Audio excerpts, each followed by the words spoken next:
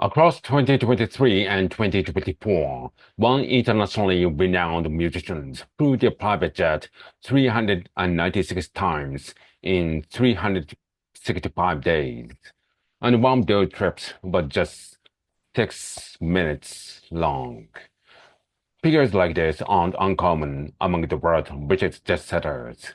In fact, this frequent flyers probably isn't even the celebrity you're thinking of. So, what's the price tag for this high-flying lifestyle?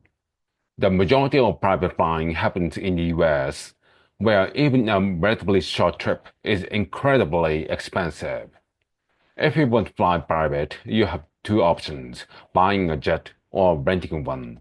Jet rentals can run from roughly $7,500 an hour for a domestic flight to roughly $17,000 an hour for international ones. For context, that's over $40,000 to fly from LA to New York and over $120,000 to fly from New York to London. And that's before paying an additional several thousand dollars for the crew, the fuel, landing fees for the airport, and the pillar taxis. That said, these rental costs are still much cheaper than actually buying a plane. Depending on the size, new jets run anywhere from $2 to $65 million. Then, in addition to the usual operational cost for each flight, jet owners still had to pay for hangar to park in and up to $1 million a year for routine inspections and maintenance. This is already absurdly expensive, but private flying also has a major environmental cost. While both private and commercial planes emit a lot of CO2, commercial planes do so to move a lot of people. For example, in 2022, commercial airplanes emitted roughly 800 megatons of CO2, moving about 853 million passengers. That's a little less than 1 ton of CO2 per person per flight. On average, most people emit 4 tons of CO2 a year. So taking two round-trip flights would double their emissions. This math already isn't great, but private jets make it so much worse.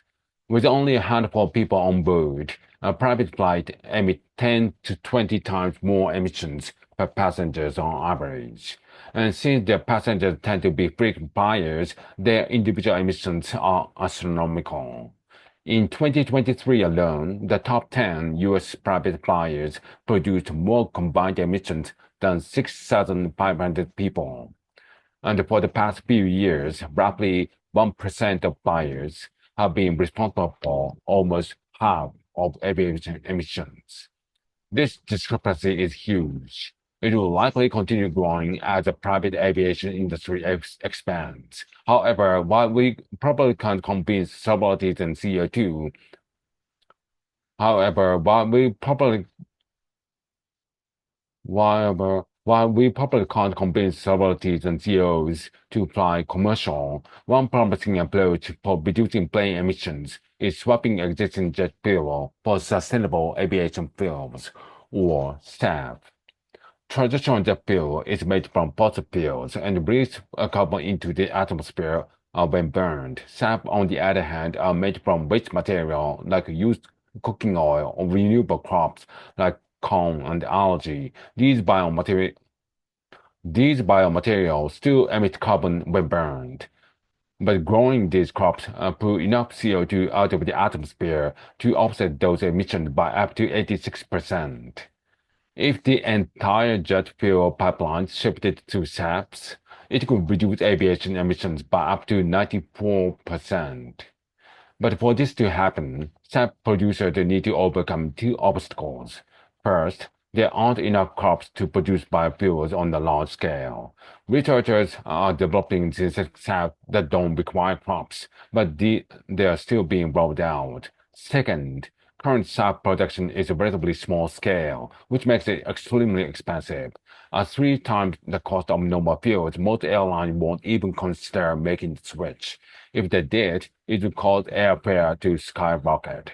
The government in Singapore, Japan, and most notably the EU have already started programs to support widespread SAP adoption and fund their development.